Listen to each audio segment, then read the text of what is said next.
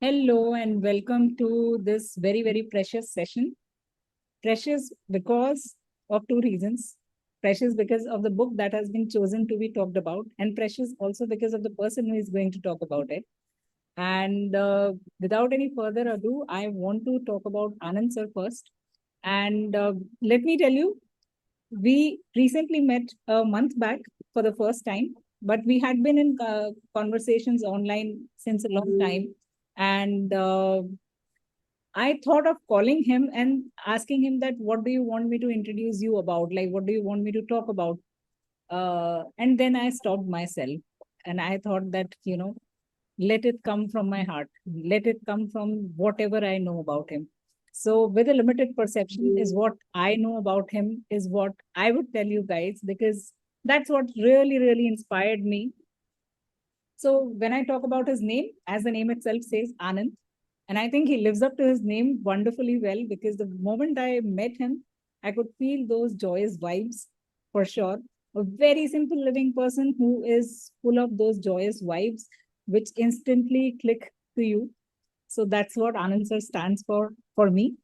And talking about, I don't know his whole journey, but what I know is that once he was into a corporate cushion job, not anymore. So maybe a common story about, quitting the corporate and getting into his own thing. But what is not so common amidst this is his his unstoppable zeal for reading.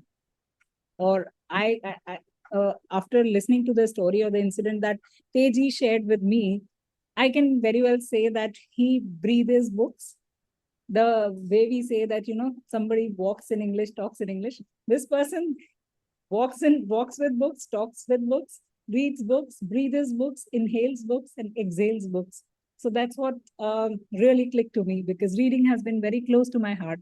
And I guess that helps you not just in your knowledge gathering, but also I would not go very philosophical and gyan giving here. But yes, definitely reading is something that changes you for the better every time. And that's what uh, made me turn my heads towards him, that okay, somebody is there who is reading. And especially I have this bias that maybe men don't read much. Sorry to all the men. so so those who read instantly, come under my radar. Okay, this person is reading. So that's my bad bias, which is there. And glad that he is breaking that bias for the good, for the better. So that's another thing that's and I thought, what better can be a month than December to end on a note where we are living uh, with such a person, where we are ending the year with such a person who is so keen into, uh, you know, wearing that lens of knowledge, lens of reading. And that would be my tribute to all the books. And that's why the book also that we had to choose, I thought that the combination is superb when it comes to Anand sir and his favorite book. And we met and we talked about books, and he said that the Man's Search for Meaning is one of his favorite book, has changed his life. And I felt the same when I read that book. And I knew that there is a sequel to it. So I mentioned in the group, and everybody was like, okay, let me download and let me buy the book. He was the first one who said that सारी books बंद कर दूंगा, अभी यही पढ़ने का है, ये जब तक खत्म नहीं होगी, I'm not going to pick up any other book. So that gave me another idea, that why not to introduce this book into Writerama Book Club as a book of the month, which was in November. Unfortunately, due to certain circumstances and travels with me, I could not complete the book, but I was hell determined that either I would take the session or I would ask somebody to take the session, because this first part of the book is very, very close to my heart. I had read that in COVID, and it kind of shifted my thinking. It kind of empowered me in unimaginable ways. I thought that that must be a very boring book because of the kind of war scenes and all those parts, but it was the other way around. So with that, I guess I welcome Anand sir, who is also an executive coach. So I'm coming to the major summary now. Whatever I said, I experienced him. And so he's an executive coach and is into all the coachings and everything. And I'm sure he's a wonderful coach, because I, again, the bias of reading books. So with that, I welcome Anand sir. Thank you so much, sir, for accepting this request of speaking on Writer Nama. about this book. We are so, so glad and honored to have you here. Thank you. Thanks a lot for a wonderful introduction. I never thought so many things are with me. Yeah, I read, no doubt about it, because that's most essential, and that is what precisely what's going to take everybody to the next level, and it also has taken me to the next level, and that's why I love and always keep giving references.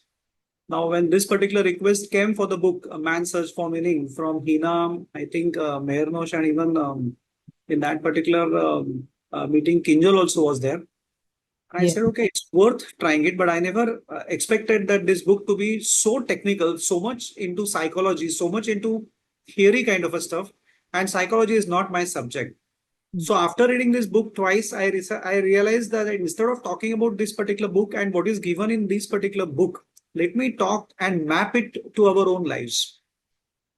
But then while preparing, I also realized that, okay, just talking about man's search for ultimate meaning, I should also be talking about man's search for meaning as well. Because I don't know how many of you have read that particular book. If anybody has read that book, can you just raise your hand so I will at least know? Okay, I know, Hina, you have read it. Anybody else has read it? No, that's perfectly fine. So let me start with that book so that it will be a very good precursor. Otherwise, what will happen? You will feel that, okay, I'm talking something Greek and Latin. So I have some slides also, prepared some slides, and I have planned my sessions for around, say, 30 to 45 minutes, not more than that, unless you start asking questions and there is a lot of discussion, which you can easily make, okay, after going through my session. The Man's Search for Meaning is a book. I'll just share my slides. Give me a second. Just give me a second, so that it will become much interesting rather than me just talking about theory. Give me 1 second, please. Sure. Yes, here you go. Can you see my slides, everyone? Can you see my slides? Enough? Yes, sir. Yes, sir. Okay. So basically, I'm going to talk about man's search for meaning and man's search for ultimate meaning. And these notes which I have prepared, they are based on the above books by Victor Frankl. And these notes are for reference only. If you read the book, wonderful.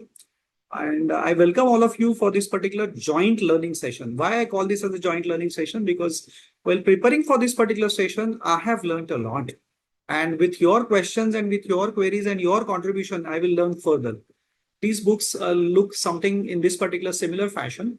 The first book, Man's Search for Meaning, okay, it is about Victor's experience of Holocaust. In 1940s, he was in Auschwitz jail, okay, and it is actually a concentration camp. And what he has gone through in that particular jail was terrible. Terrible means terrible things which have gone, but still he kept going. Why he kept going? Because he had one thing at the back of his mind, that he has to uh, publish his I would say research, which 20 years he has done. That is logotherapy research, and that one thing kept him on and on. And during this particular jail, or I can say in this particular concentration camp, he has seen a lot of people giving up. They died because they did not have any kind of a purpose. They did not know what to do after a particular point in time.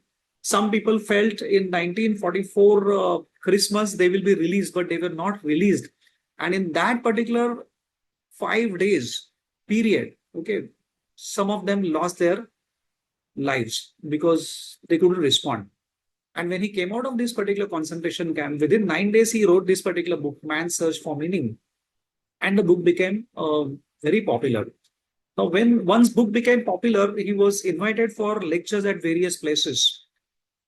And then compilation of those particular notes, okay, that is the book, that is Man's Search for Ultimate Meaning.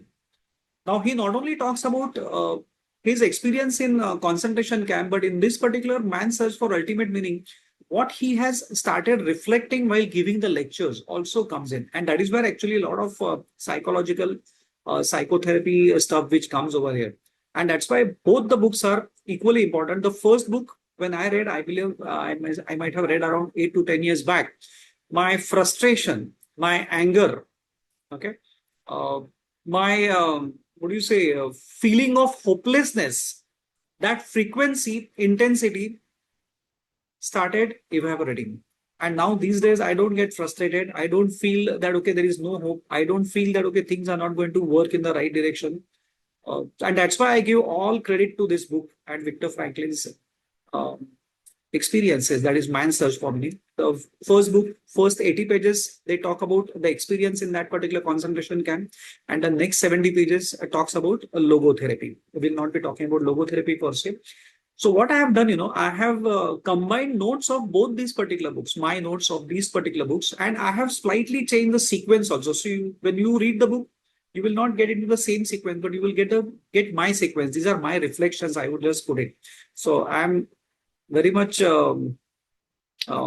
enthusiastic, at the same time very much humbled in talking about these two books, because this being not my subject.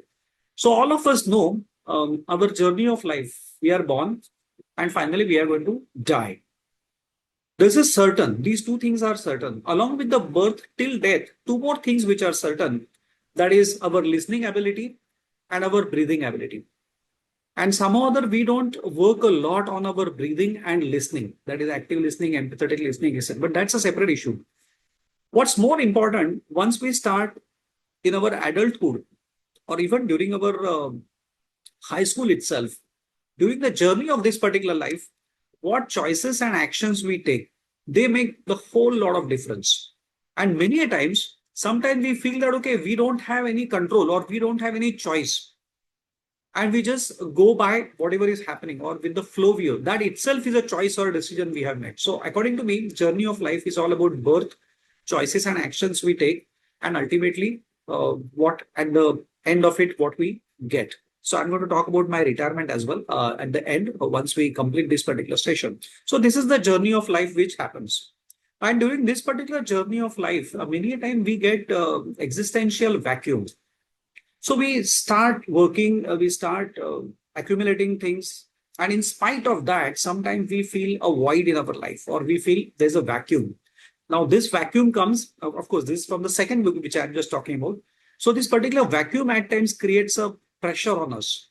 And that's exactly what happened. So due to this existential vacuum, a person wishes to do what other people do. This is what is called as conformism. This is what we do a lot during our school, during our college, etc., etc. And even when we start working, also sometimes we have to conform. So that is what we do, what other people are doing. Or person does what other people wish him to do, which is called as a totalitarian. So many times we are also being told that, okay, you should do this so that you will become successful. You must take these particular stuff. So accordingly, you will start looking good, so on and so forth. So basically, we generally flip through these two. And flipping with these through two doesn't mean that we are making a mistake, but there is something much, much beyond that. And this is where we should understand the word wisdom. So some other people talk about data, information, okay, knowledge and wisdom. So wisdom is the final part. So what is wisdom? Wisdom is knowledge plus knowledge of our own limitations. So many times we have a knowledge, but once you understand your limitation, and once you know your own experiences attached to those particular knowledge, that becomes wisdom. And this is where the existential vacuum starts coming down.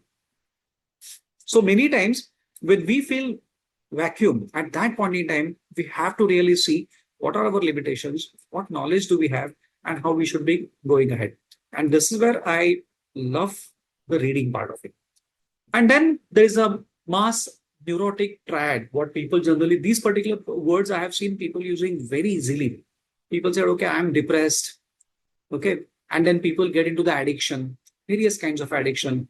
Or sometimes we see even the road rage or the various aggressions, etc., etc. So this particular mass neurotic triad we see everywhere. Okay. Many times, or maybe sometimes even we also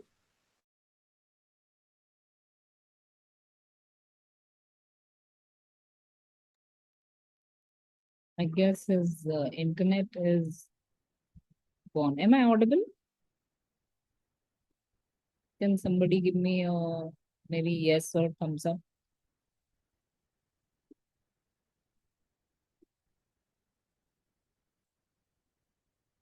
Okay, I'm audible. Cool. So let's just wait for a moment.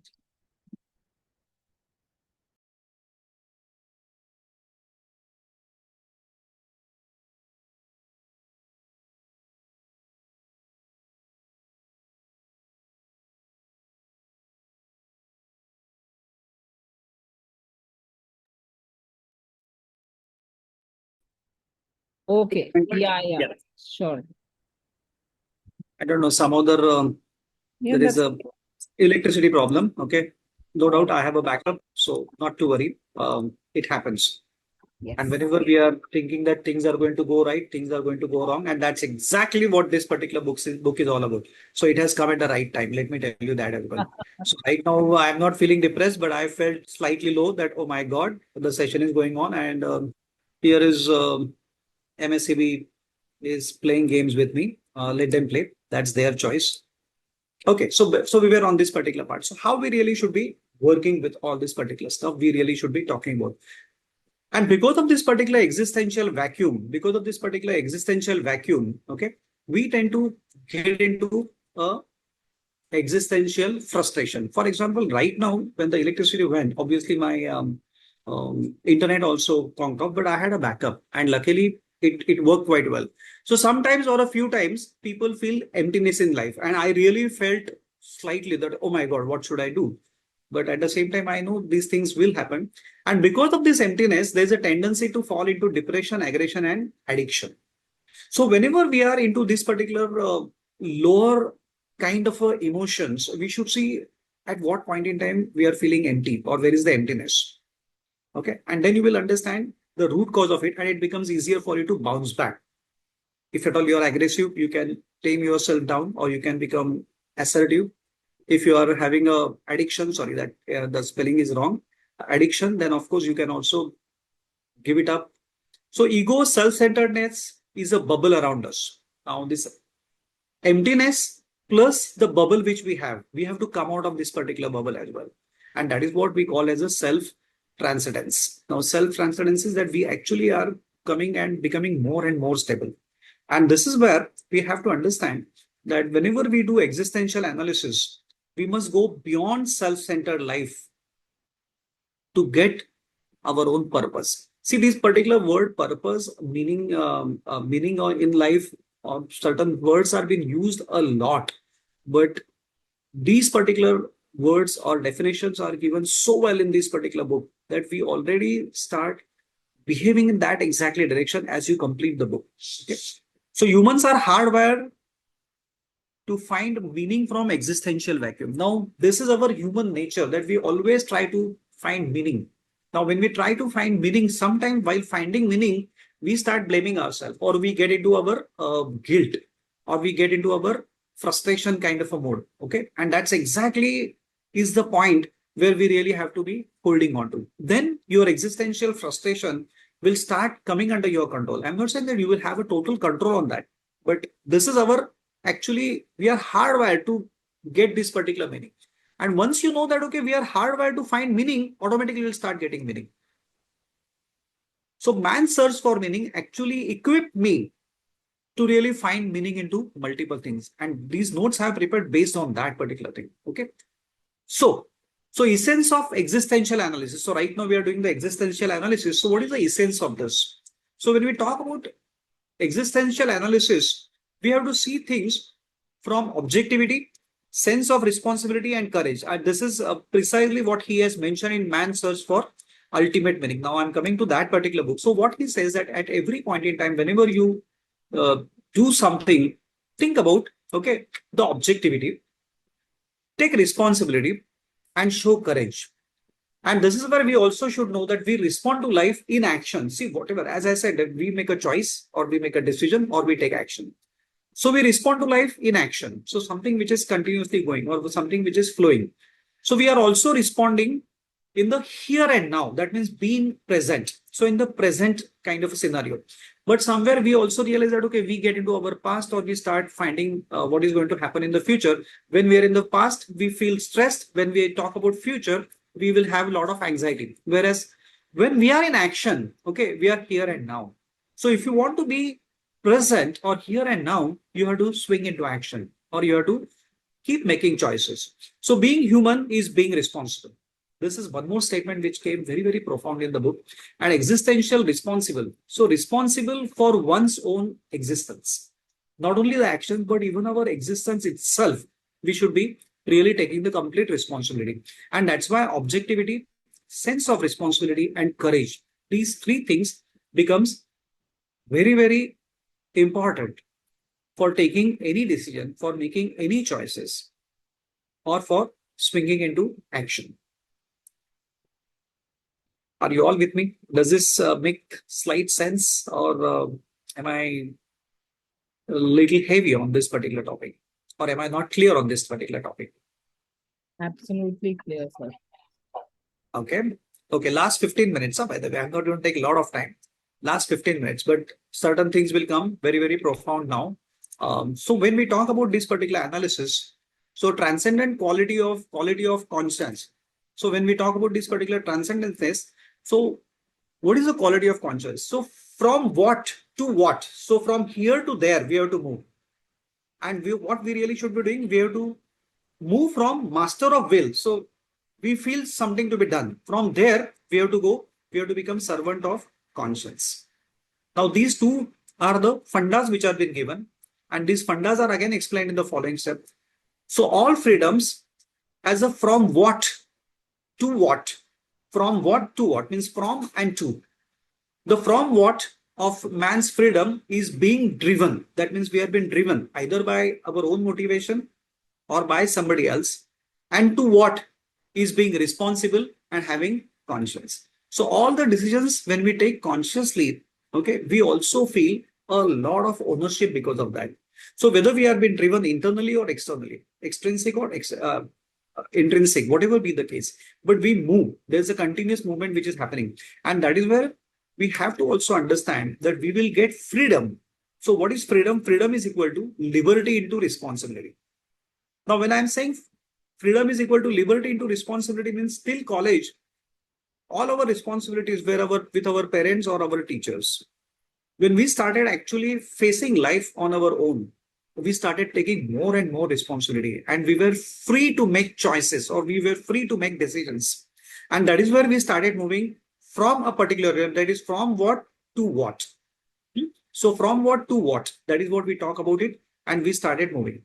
The next part of master of will to servant of conscience. So here we talk about these two facets of human conditions are best expressed by be the master of your will.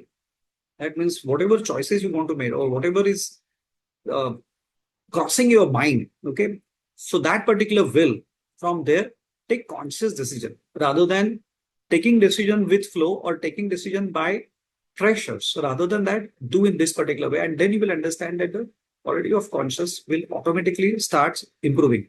And this is actually, I have seen this is the main theme of man's search for ultimate meaning. So we have our dreams. Our dreams give us a future goals.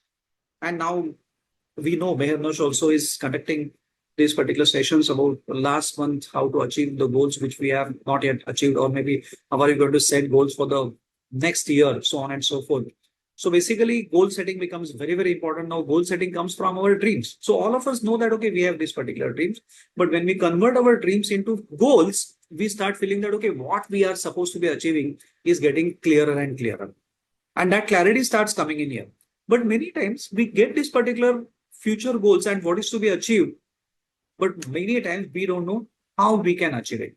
And that is where we tend to study, we tend to enhance our knowledge.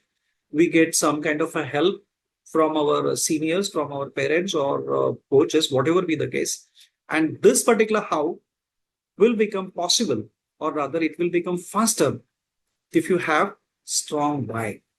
Many times when you have why we are doing something, that will automatically lead to how, and what you have to achieve will get. And that's why if you have a strong why, then it will lead to how. Many people have a very, very strong why, and that strong why gives them a multiple options. And those particular options, when they start exploring further, finally they hit their target. So strong why is one more thing which is mentioned in the book very, very profoundly, saying that, okay, you must have a strong why. Once your why is clear, then it will lead to how. And that how will give you all your future goals and dreams. It becomes much, much easier. So again, the same heading, if you have a strong why, then it will lead to how. And for that purpose, we must have a faith in future and we should be hopeful. So many times people tend to say that, okay, we must have a positive attitude. We should feel, we should really be hopeful. Things are going to happen, right? World is a beautiful place. And we feel that, okay, this is nothing but only goody goody kind of a statements. Of course, they become goody goody statements because the people who are talking these particular statements, they don't talk with their own conviction. Okay. Or they might have achieved everything and they are telling us so casually that we feel that, oh my God, for you, it's so easy, but for me, it's just not possible. And that is where people tend to lose hope. From here onwards, slightly negativity will start. That, by the way, please pardon me if I push you into slight negativity. So we must have faith in the future and be hopeful. And that's why we have to question our value systems, our beliefs to find meaning. The meaning just doesn't come to us unless we start questioning our values and beliefs. And once you start questioning your values and beliefs, and once you start correcting it, or once you start making the adjustments or start you adopting with the current world and current scenario, you will start finding meaning. See, we can't always find what our parents or earlier people have done it. That is, we can't go into a totalitarianism as well. So meaning is a power to choose how you respond or how you really take action. So it is all about the power which you have. That is what meaning. And this particular definition actually hit me very, very hard. Even I was also grokking between meaning and purpose and all those particular stuff, but the clarity came because of this particular one statement which I picked up from that particular book. So finding meaning, it's a journey, and meaning is personal. What meaning I have found might not be exactly the same with my family or friends or even for you. So we should not be really even checking with anybody that am I in the right track also. And creating meaning, and we have to spread it around. So when we spread it around, doesn't mean we have to go advertising our meaning, what we have found, but we have to really demonstrate in our actions. Okay, this is what I have found, and that's why I'm behaving in a particular way. And that's what precisely is essential. So freedom to choose with right attitude leads to success. Now here, again, the word attitude also comes, and we generally tend to use word attitude in corporate in a slightly negative connotation. But here, we clearly can make out that freedom to choose right attitude leads to success. Because if you want to become successful and if you want to achieve success little faster, then you have to demonstrate that particular attitude. And here comes the main short one more, that is love is the ultimate highest goal. So we are talking about dreams, future goals. So they are talking about love. So spreading love is very, very essential. Now, a lot of sons or maybe people who have reached the pinnacle in their personal meditation or spiritual life, they talk about love. And again, we feel that it is practically not possible. But again, the definition is so simple and so clear that it is actually possible for all of us to demonstrate love. In short, love is how you show up for another person or person. Simple. So if somebody wants you, your near dear ones, your closer one, or your social circle, and if at all you show up for them, that itself is a love. Of course, we need not use this particular word again and again, but moment you show, automatically people get to know that, yeah, the person means love. Secondly, when we talk about meaning, meaning is what? Power to choose how you respond. Again, again, I'm bringing in this particular definition here. And logotherapy helps us to find meaning. So logotherapy talks about how, and these particular people, psychiatrists, they use this particular therapy. They don't give us any solution. They directly use it, and various options keep coming. So there are coaches in this particular group as well. So even coach is also giving, helping people to come out with multiple options. But these options are precisely to find meaning. And once person gets his or her meaning, the option becomes his or her own option, and then the action starts happening. So logotherapy helps in doing that. We'll find peace in difficult situation with our creativity, experience, and attitude. Now here, when we talk about that, ultimately, no doubt we are going to find meaning, we are going to find purpose, we are going to love, everything is fine. This will give us peace of mind. And while finding this particular peace in a difficult situation is actually a biggest challenge everybody feels. At that point in time, we have to be creative, we have to really bank on our experience, and we have to show the attitude part of it. So to be creative, we should explore, experiment, design, review, refine, revise, whatever is appropriate at that point in time. Everything we need not do, but whatever appropriate at that point in time, but we have to really experiment. We have to design something different. We have to review this. You might have seen that there are some people who are in extreme trouble, but then they are doing some kind of a painting. or they are doing some kind of a chores, house chores or normal, or cleaning. Because in Japan also we have seen people use cleaning as a meditation. So they become creative in that as well. In terms of experience is what we get from the world. Okay, because world is continuously giving us experience right from our childhood. Now that experience many a times we don't give value, but being present, the experience which you take actually enhances your life. And then when we talk about attitude, attitude is a freedom to choose your next action or response. So if you want to find peace in a difficult situation, you have to be creative, experiential, you must have experience, and your attitude becomes very, very important. Okay. Now, up to here, if the definitions are clear, then the rest of the stuff becomes much easier.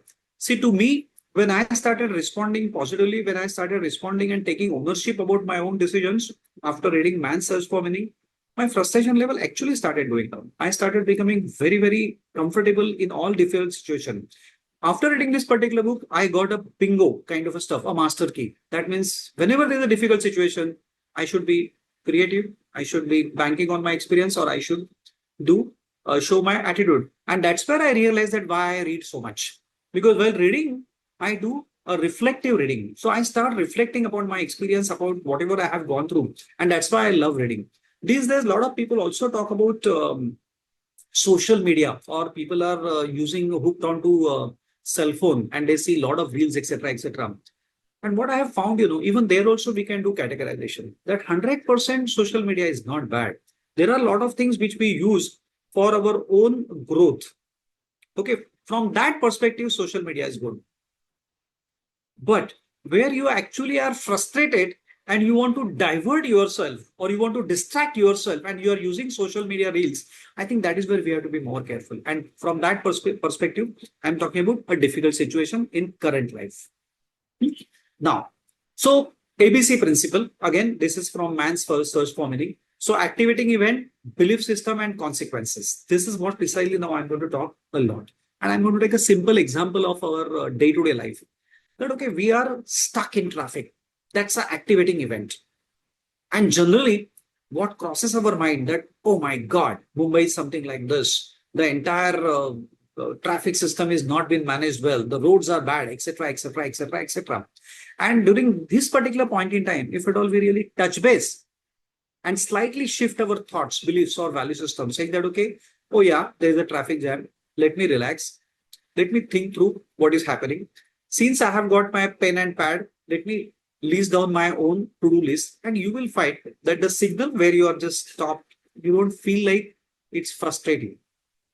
So by changing our thoughts, beliefs, and value system, that means your stimulus could be whatever.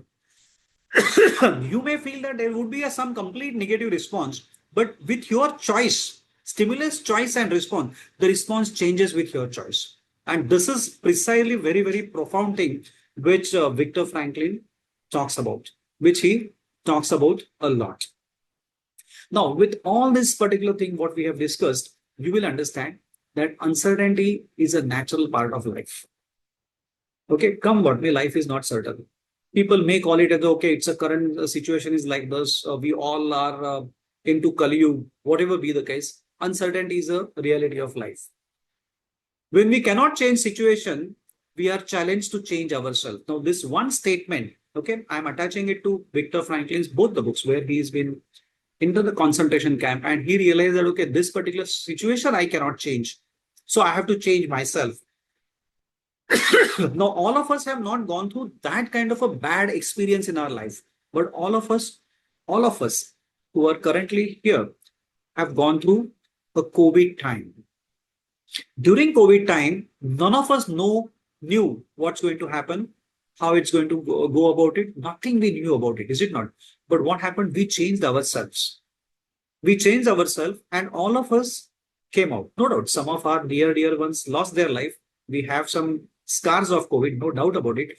Over a period of time, the entire society worked together for us, and we came out very, very easily. In case of Viktor Frankl, there was no society, there was no government which was working for those people who were jailed in concentration camp. They themselves have to come out. And that's why these two books are important. Or rather, the first book is more important. Second book, if you read, nothing like it. So all of us have slight experience of what Viktor Frankl has faced.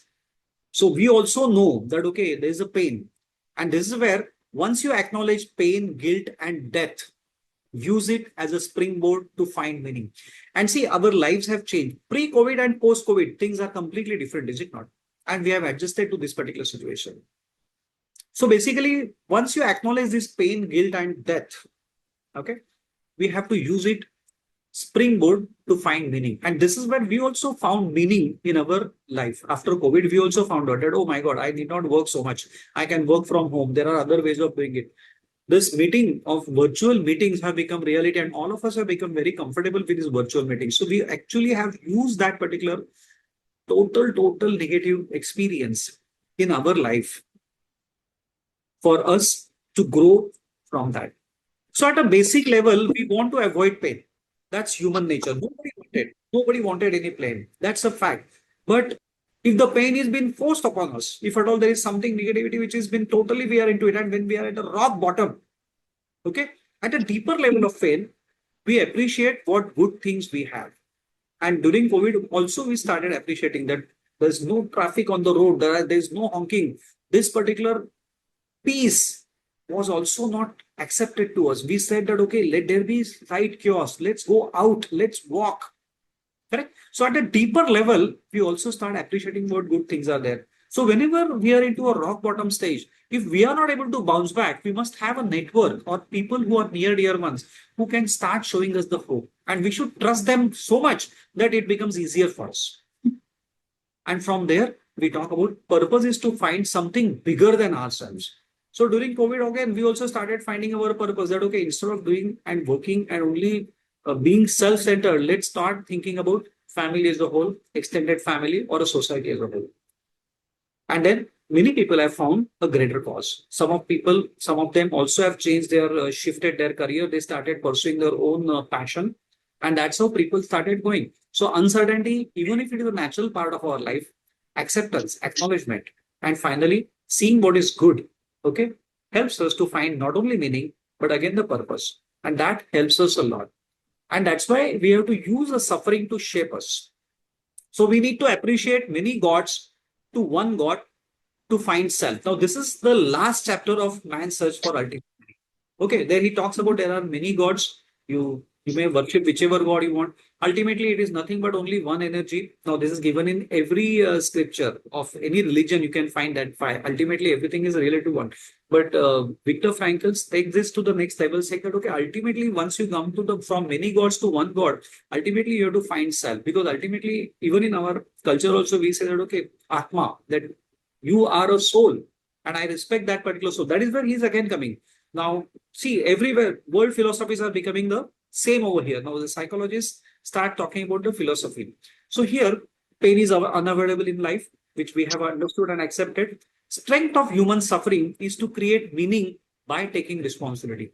So, moment you have a pain, and if you say that, okay, this pain is because of me or because of something which I have done, I'm not getting into the karma theory or something, or I might not have done something right, and that's why this particular pain is coming to me. And once we take responsibility, finding meaning out of that pain becomes much easier. So when you find meaning in suffering, you change yourself to find purpose.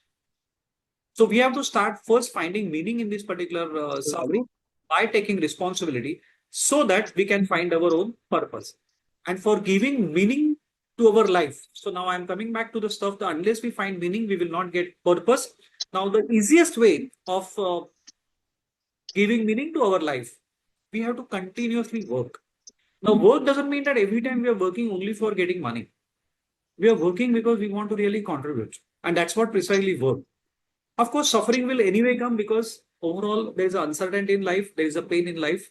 And we have to also start giving love across. So once you start working, once you start giving love, suffering need not be always total negative, but some amount of uncomfort. I would put it that way because when you really are working, there's some amount of uncomfort which will come. And once you work with your love, okay, you will start finding meaning. And we have seen this in our life as well. That our grandparents or earlier generations with so much less resources, they have produced such a big thing. So for us, so many things are available, and that is where precisely for giving meaning to our life, this particular triangle or tripod, which is given by Victor Frankl, that work, suffer, or maybe slight uncomfort kind of a stuff, and love. This trilogy will help us a lot. Now, during the book, especially the man's search for ultimate meaning, there were Simon Freud. Okay, he was talking about pursuit of pleasure. That means get into the pleasure mode, and that's what we have seen in the Western culture. That they are very much materialistic. They enjoy a lot. Okay, and then there was a pursuit of power. Wherever Alfred Adler was talking about pursuit of power.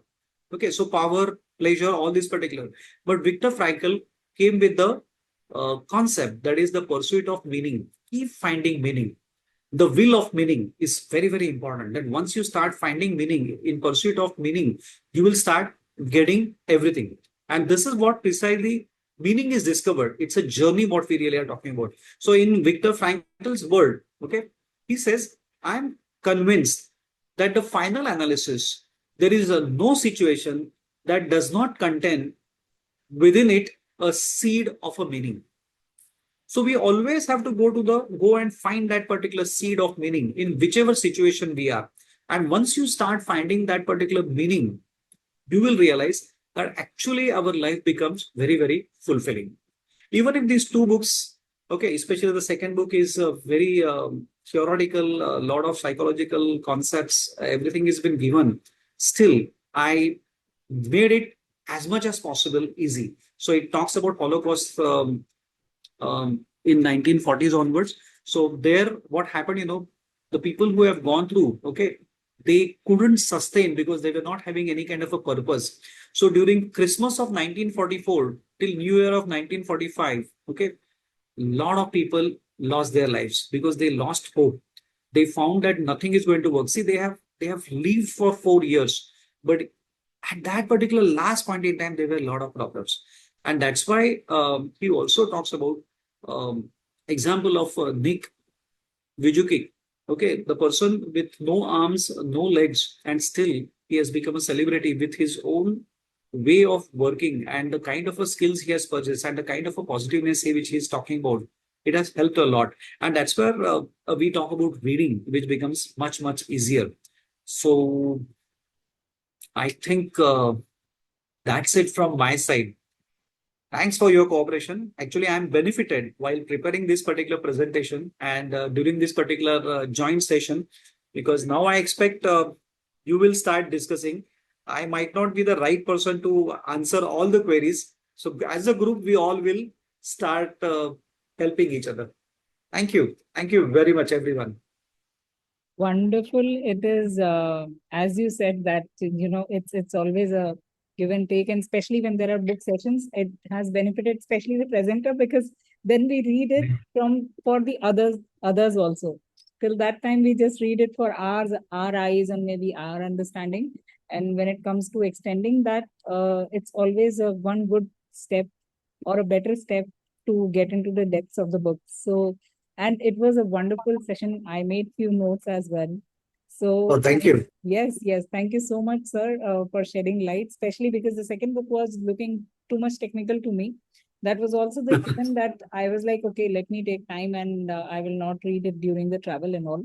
It's something to be read very seriously because it's a heavy stuff. So thanks for making it uncomplicated for me. It's a very interesting one.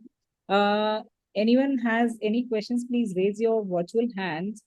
And I just want to share two things. One is a sharing and one is a question. So regarding the having that why part, the Yes. power of reading books. Like I have literally forgotten the first book which I read in COVID. The only word which I remember is logotherapy. Apart from that, whatever this is how the books work. And every time when I read the books, I realize when it is getting repeated by somebody else that okay, that got imbibed in my life. And the importance of why. I think since then till now, my journey has always revolved around whys. Even if I talk about my current journey of reviving and working on my health and reversing my diabetes and everything, my emotional why is something that is keeping me going on and on forever. And that emotional why is earlier I was very worried about that. What if diabetes makes me die, and then who will take care of my son? And I was literally crippled with fear. And that's when I just asked a question to myself that what if I can outlive him, or maybe I can live equally to him? Why am I thinking about dying? Why cannot I think about living longer?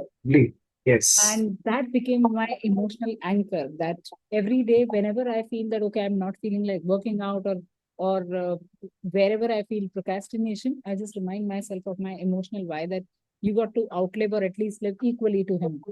And that has become very emotional. And with this, I have understood the power of having that why. When you have your why, you get everything, every other thing sorted. Because my life is still full of the same kind of, I don't want to name them struggles, but yes, for a general layman's language, the struggles are the same. But still, now I'm making time only because the why has become very stronger. So, yes, that is very important. And one question which I wanted to ask you, sir, when you mentioned the word servant of conscience, what do you mean by that, and how does one basically, if there is a 1, 2, 3 step, how does one become that? No, we have to, many times we are also been told by our parents that, okay, listen to your inner voice. That inner voice is nothing but your conscience. So we Interesting. know that, okay, as we are moving ahead, certain decisions are accepted to society, certain decisions nobody will question. But somewhere your inner voice says that, no, no, I should not be doing it. And Mm. that's where precisely we take the action. And that's exactly what I'm saying, that we have to be servant to that. Okay, even if people don't like it, okay, my inner voice doesn't say that I should be doing it. So I should not be doing it. So Interesting. basically, while giving the examples, rather than talking more about the his experience in that particular concentration camp, Mm. I gave an analogy of COVID, what everybody has experienced, is it not? So, and all of us have suffered, and all of us have come out of it, and we have seen some near dear ones also suffering a lot. So, all of us felt lately, is it not? So, yeah, pain and suffering was also there with you. So, I said, okay, that's the right example rather than talking about the book example. So, Indeed. I heard my inner voice. Wonderful. Great. Great. So amazing to know. Anyone has any questions, please either unmute or type your question in the chat box. Yes, Samreen. So firstly, I would like to thank you, sir. I've been reading this book, and it has come across as heavy. So I've been reading it in chunks. I had kept it back, and now I was just yesterday again. My eyes were on it, so I pulled it out again from my bookshelf and thought I would restart it. I'm halfway through it, and it definitely feels heavy. However, you demystified all those heavy concepts in a very easier way, I would say, in a very lighter way, like something from the book, yet lighter. So thank you for that. And Great. my question is that you mentioned about, you gave an analogy where you mentioned that we are stuck in a traffic jam and we can't do anything about it. So how could we turn that situation and our thought process into something positive? So oftentimes I've wondered, like, what is that fine line or situation where you don't question the status quo and you are satisfied, not satisfied, but you accept that situation. uh, like you step out in the road, be it a metro city, a tier 1 or tier 2 town, the the civic conditions are very awful. So oftentimes it is the lack or negligence of those at power, the middlemen and everything. We see we pay our taxes and still we find that the situation is very awful. In that situation, a citizen definitely gets frustrated. So, how right we are, or what is that fine line where it is right for us to question those who we have elected, or to accept that, this is the situation, how it is going to be, and it is okay, let me accept that. I have struggled with this since quite a bit, so I'm asking. Okay, Samrit, right question. Okay, the answer which I found for myself, I will give you. I will not give you a generalized answer. Okay. Wherever possible, we must lodge complaint. Okay, these days, most of the things are available on website. So on website, we can lodge a complaint. Moment you lodge a complaint, you get a number, okay, token number. We should follow on that particular token number. So what I have done for myself, that in a year, okay, I ensure that minimum 6 complaints I lodge. Oh, either that for is very interesting. either for central government, state government, municipal corporation, or whichever be the case, that you swing into action, do some action, because rather than once you are standstill, then you become that okay, nothing is going to happen. Just 6 complaint, that's the number which I have got to myself. Hmm. And once I lodge a complaint, okay, I just leave it, because see, we have chosen these people. Now the roads which we all are traveling, the same roads are being used by all the big honchos, is it not? So for them, there is Absolutely. no different road. So everybody goes through the same pain. Only Hmm. thing is that you have to lodge a complaint. Once you lodge a complaint, you leave it at that particular point in time. Let the system takes its own time. Certain people take it to the extreme. They will put complaint every time to PMO, which is also not correct, because we are all educated people. So we should also try and do this. Maybe one level up you can give a complaint, but follow up at least twice after that and then leave it to the chance. Okay. So then you are not into your guilt trip. Right, right. Thank you so much because I have never come across anybody who actually walks the talk, and you are doing it. Thank you so much for showing this route. Thanks a lot. Yes, Yes. Kinjal. Hello, sir. How are you? I'm fine. Thank you. So the session was beautiful. Like I am somebody who very strongly believes that if somebody loves a particular book, you should hear the person talk on that book. It's like you see that spark in their eyes and the way they talk about it, as if it's like, you're talking about your lover. ऐसा होता है. And this was the reason I joined it. And while you were explaining the concept and everything, uh, I mean, all the people present here, or they may or may not believe in a particular Lord. And if you do, you know, uh, their teachings also teach us the same thing, that, you find your learning in whatever you are going through. Matlab, why is this happening to me? Yeah, what is this trying? Matlab, instead of questioning why is it happening to me, we question what is it trying to teach me. I felt, matlab, the book that जो आपने matlab, whatever you explained, I felt it on a very similar lines to this concept. One. And second is my question that matlab, when I understood, the passion and those things, matlab, in corporate, when you're working, you very often come across situations that are both ways pulling you like a tug of war. ये भी important है, वो भी important है. मतलब, of course, then you learn through your, like Hina mentioned, you mentioned in your teaching that, you make your stronger why and you'll find a way to get through it. But sometimes it's so difficult that you really feel very, very stuck कि ये side जाए कि ये side जाए. मतलब both are equally important. तो ऐसे situation में what you think, what you will suggest that one can do? Take decision. You will take decision. You will go in one particular way. You find हाँ, that's not a right decision. Multiplied by -1, you will go to the right decision then. Take decision and move. हाँ, Moment you and you feel that okay, it's wrong, multiplied by -1, it will become automatically correct. Swing into action. Don't हाँ. stand still. हाँ, अच्छा, when we are standing still we feel stuck. मतलब कहीं तो जाओ, see what's happening, and then you take the all. Yeah. Understood. Thank you. Got it. And that is where I recommend all of you, if you have seen the movie Vaccine War, that will give you a lot of answers. Vaccine war. Vaccine War movie. Okay. Okay. I'll write It it is down on, in the report. it is on COVID vaccine what came out. The movie is on that. You Okay. will love Okay. it. Okay. What of it is seen of it? I'll see it. Yeah. Now Thank see it from a different perspective, from this perspective. Man's search for ultimate meaning. Definitely. Thank you so much. Great. Any more questions? By the way, I'm not the champion. You are asking or directing all questions to me, but as of now, since I am at the center stage, I'm answering. Sir, So you are on the hot seat today. So the stage I is know.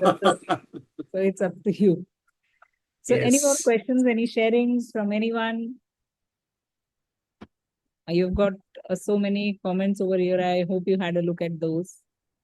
For having a wonderful session. Great. So I'm assuming that it is good to close the session. And thank you so much, Anand sir, from the core of my heart for being here and Thank you very much, everyone. on such a depth of the topic. And yes, I would look forward to have more discussions with you Sure. on books and readings. And yes, you can stay in touch with him by taking number also, and he's there in Writer Nama group in the book club as well. So anytime, I'm sure he's very much available, very much reachable. Yes, thank you, Santosh ji. Okay, so thank you so much, everyone, for being here. I hope you all of you enjoyed the session, took the insights, and that's enough. The rest implementation happens Thank you. because you have been a active listener, nothing like it. If you have been an active reader, that solves the whole purpose of the implementation as well. So thank you so much. We'll meet very soon. Thank you, Hina. Thank you, Anandji. Thank you. Bye-bye, Kinjal. Bye. Yeah. Welcome. Bye-bye. Bye.